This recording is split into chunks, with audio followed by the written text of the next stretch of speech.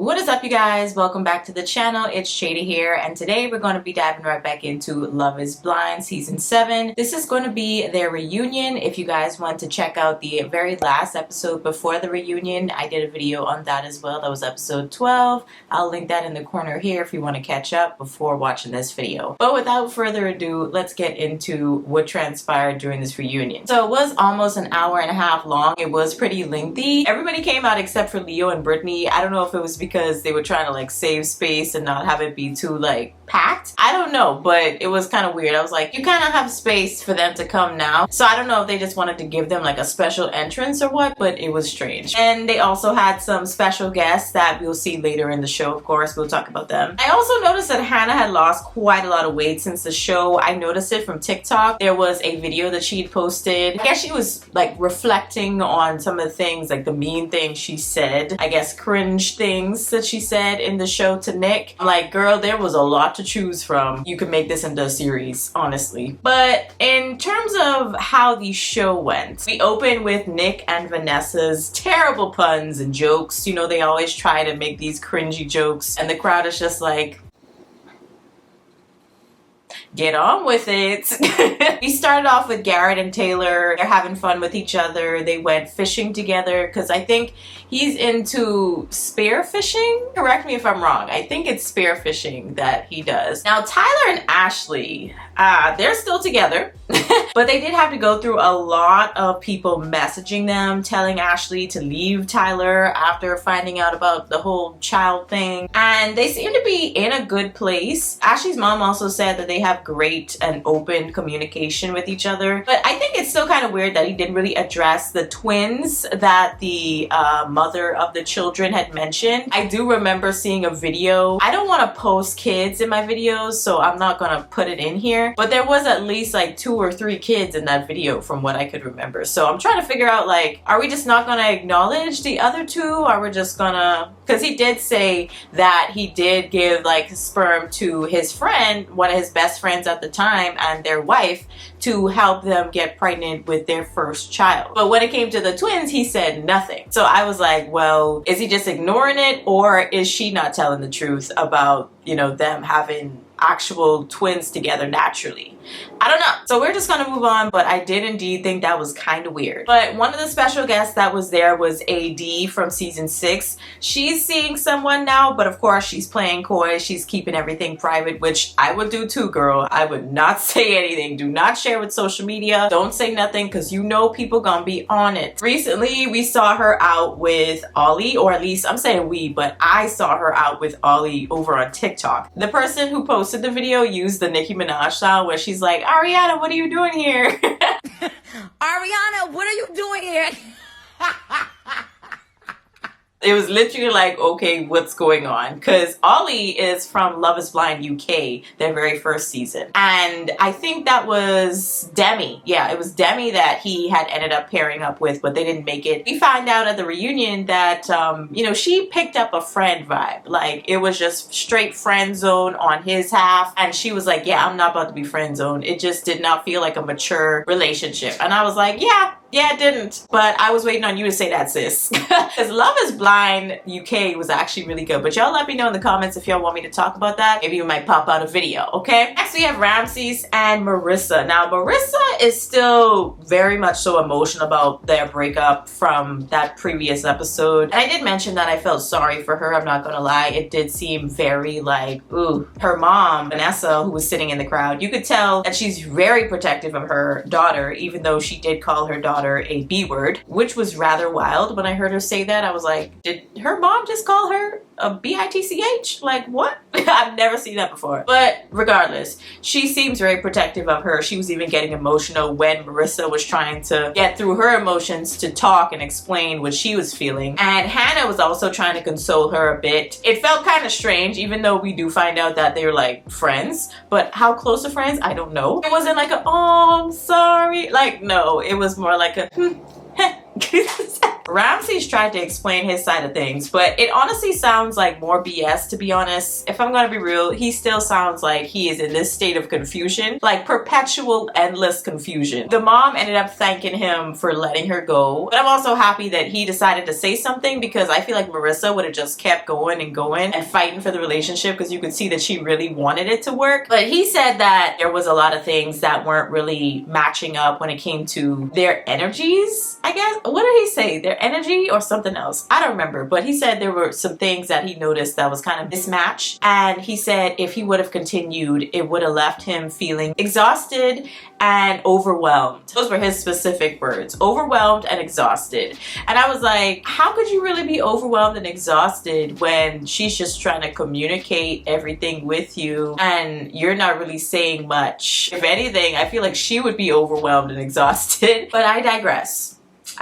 You could see that Marissa is still eagerly waiting to say her piece while he's talking, but I was like, okay, you know, Marissa, just calm down, let him talk. Now, he did say he did regret not bringing up his concerns sooner, and he also tried to clear up, you know, the whole condom situation with the birth control, and she was saying that she didn't want to get back on birth control because her hormones would get like out of whack. But when he cleared it up, I was thinking that he wasn't really wrong for saying what he felt. What man would want to stay wearing condoms every time they had sex with their wife for the next 3-4 years of their marriage? Like, what man would want to do that? I've heard so many men say they hate condoms because they keep snapping, they break, they are very uncomfortable in some cases, sensation isn't really entirely there. So it's like, yeah, you're protecting yourself, but at the same time, it's like it's not really enjoyable to do that consistently every single time you want to enjoy sex with your partner. I think it was totally fair for him to say. Obviously, people are gonna take it how they want. I could see if it was like a couple of months, a year at the most, but not no 3-4 years because you don't want to have kids. Like, that's just kind of crazy to me. Zach and Bliss were two other guests that they had, and they are from season 4. They just had their first child together, a daughter. I think they named her Galileo. Zach also looked like he definitely packed on some pounds. I'm just going to be honest. He looked a little chunky compared to when I saw him in season 4, like what, a year ago? But you know, hey, that's probably just baby weight. He was probably putting on weight when Bliss was, you know, pregnant. Let's move on to Hannah and Nick. So they end up talking about Hannah's direct and blunt approach. I'll put that in air quotes, because even though it was direct and blunt, when it came to Nick, it's like you have to also add in rude. Like, let's be real. I think there's a way for you to be direct and blunt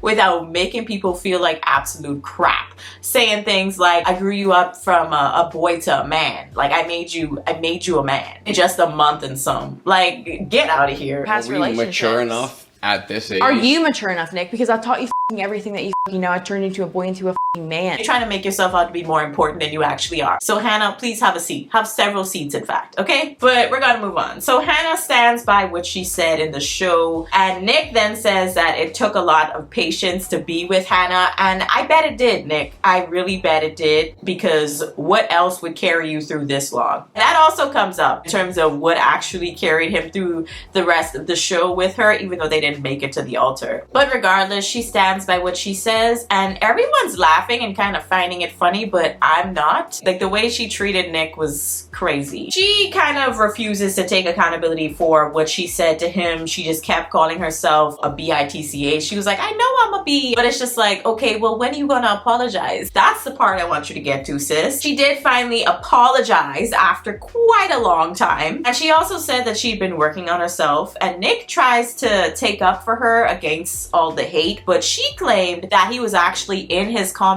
liking all of the hate comments. I think that two things can be true at the same time. I think that he could think that you are a cool person, but at the same time agree with some of the things that people are saying in his comments, because it's like, well, you got to be honest at some point. It's like these things, they kind of suck when it comes to your personality. So she claims that during the show, she ended up finding a note that he'd written before the show of 3 of the goals that he wanted to achieve within the next 90 days or something like that. He had put on there as one of the goals that he wanted to be the most famous person on Love is Blind. And she says from that she kind of picked up that he was very calculated, like he is a very calculated person. She questions why he even came on the show. She also claims that Nick has been saying things behind her back about her looks, but there's no evidence that seems to be produced. But the other girls and even Steven claim that he said what he said with regards to her being a grenade. And I think if we go back to like Jersey Shore times, I think a grenade is basically like that friend that kind of blocks the actual cute friend from being talked to by a guy, you know, a grenade. So you basically want to stay away from those women, and usually those women tend to be unattractive. He was saying that he never said that, he doesn't know what they're talking about, but okay. But at the same time, in my head, the entire time watching it, I was like, who cares? I know that sounds so bad, but honestly, who cares? The way she was treating him in that show, it's like, even if he was saying behind your back that he didn't find you attractive and that was all that he said, like,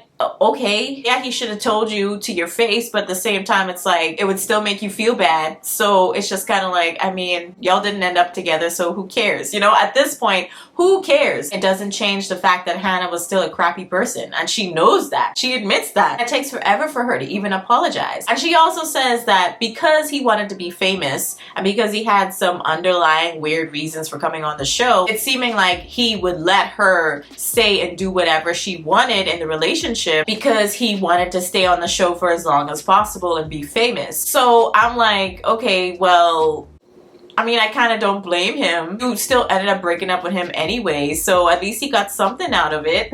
If he's not gonna leave with a wife, at least he left with some fame and some clout. Like a little bit. I understand where she's coming from, but at the same time, it's like, it does not excuse her behavior. There was a video, I don't know if I still have it like bookmarked over on my TikTok or what, but she was literally saying in terms of Nick, you know, why did you let me treat you like that? Why did you let me talk to you how I talked to you? Like, why did you let me speak to you in that way? Or like, why did you let me treat you like that? And I'm just like, oh my God, this is crazy. Yeah, what he did in terms of saying behind your back that you weren't good looking to your friends, supposedly, it's kind of like a he said, she said situation. So we're just gonna have to take their word for it that that's what he said. But at the same time, I wanted to tell Steven to shut the hell up, honestly. And Marissa, oh my God, she was even worse. I was like, girl, please be quiet. She had too much angst and was too ready to talk on other people's behalf. It's like, girl, shut up. I love you, Marissa, and I feel bad for you in your situation with Ramses, but like, please shut up before this pity goes away, okay? Like, be quiet. And she also tried to bring Ramses into the situation by kind of baiting him and saying, I don't know why Ramses is quiet. Eventually, he said to Nick, if that's what you said, then just take accountability. It's time to take accountability. But Nick is just like, no, because I didn't say that. So we have to leave it at that because we don't have any evidence to prove otherwise. After that, they end up bringing up the fight between Nick and Hannah when it came to Nick talking to her friend Katie at that party. And during that fight, she had said something to the effect of not trusting Katie. And she tried to deflect when Katie kind of spoke to her at the reunion about it. She was like, yeah, like, is that how you feel for real?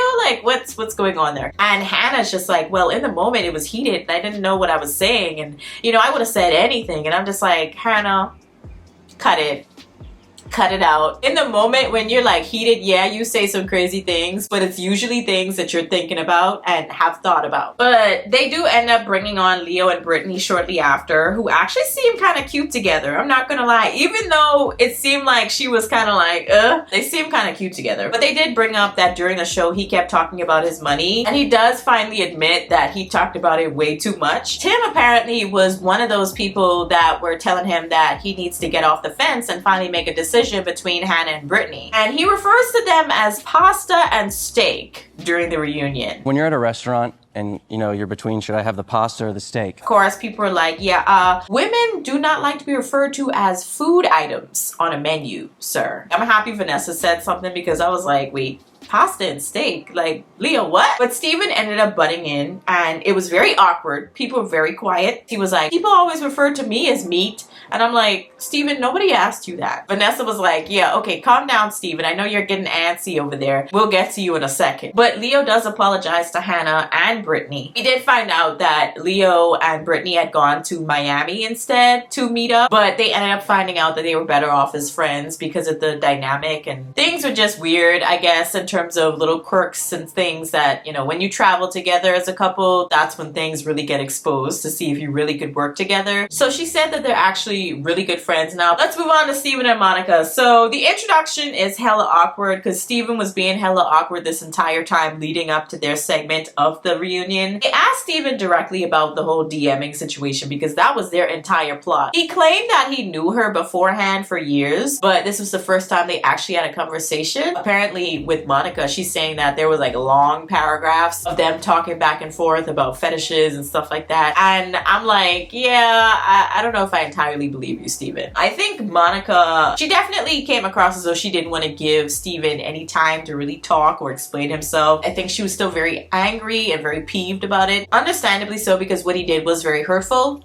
I get it, but at the same time, it's like, okay, let him talk. Let him speak, please, for 2 minutes, and then you could give your 2 cents, okay? But she also jumps down his throat about a letter that he had apparently wrote to her parents to apologize about the whole situation. She was like, well, why would you bring that up? Like, I feel like you just did that so that you could talk about it in the reunion. And I'm just like, okay, even if that was the case, like, who cares? Like, he apologized, like, let's move on. You're not together, so it was kind of like a Nick and Hannah situation, like, who cares? So let's move on to Tim and Alexandra. This was definitely another back and forth situation. So the Mexico trip issue gets brought up and they try to explain their sides finally, because obviously we didn't see any footage of what went down. According to Tim, he was trying to figure out what was going on with her, which is what he said before during the show. I think if something medically had happened with her dad or something, I'm not sure. And she was like feeling kind of down about it, but she wasn't really communicating that well is what I'm gathering. So Tim is kind of sticking to his story about what happened, but Alexandra claims that she wanted to de-escalate the situation and didn't want him to look bad because according to her, he was shouting at her, speaking really loudly, and she didn't want to draw attention to them and have like production come in. But Tim is looking at her crazy like that's not what happened. So I don't know. There was also the napping situation where his parents came down to meet her, and after they had talked for a few hours, she decided to leave them and go take a nap. I still kind of stick by what I said in my other video. I do understand where he's coming from. I do think that is a little rude, but at the same time, it's like, it's not as though she didn't show up at all and she didn't talk to your parents at all, Tim. So it was just kind of like, I get it, but at the same time, I get where she's coming from. Apparently, she actually works 2 jobs. She does fashion and bartending, and that night she had to bartend for the first time. She, I guess, wanted to have like an hour nap before she would have to be on her feet and all that. And I gotta be honest, working in that service-based industry, it is very tiresome. Being on your feet for hours at a time, having to talk to people, get their orders, make the drinks, like, it's a lot. So I can understand why she would definitely want to try and take a little bit of some time to herself to take a nap and get ready for work. So when asked directly about why he thought that their relationship ended or engagement ended, Tim had responded by saying that it was because he felt like the respect wasn't being reciprocated. And I could kind of see that, but at the same time, I do think that Tim also was very shut off and very closed towards Alex. And I don't think the respect was completely there for her. I'm just going to be honest based on what I've seen, okay? Just based on what I've seen, because obviously I wouldn't have been there in the in-between when they weren't filming. I just feel like the respect wasn't really reciprocated on both ends completely, at least to the level that it probably should have been. Now, apparently, according to Alexandra, Tim, after reading the letter to her dad, in that heartfelt moment where I said, even though it was like nice words, it came across as very like cold. Apparently, after that letter reading to her dad to ask her for a hand in marriage, he had communicated to Alexandra that he had doubts about their relationship. Obviously, if that's true, yeah, I would probably be like iffy about wanting to meet his parents. But at the same time, it's like it kind of makes sense because in that video where I talk about their breakup, I did mention how he seemed very cut off. I think that was because deep down he didn't want to continue pursuing things with Alexandra and didn't know how to say that. She even pointed out that there was a lot of hate that he had projected onto her during the breakup, and she also says that it was kind of like she had killed his dog.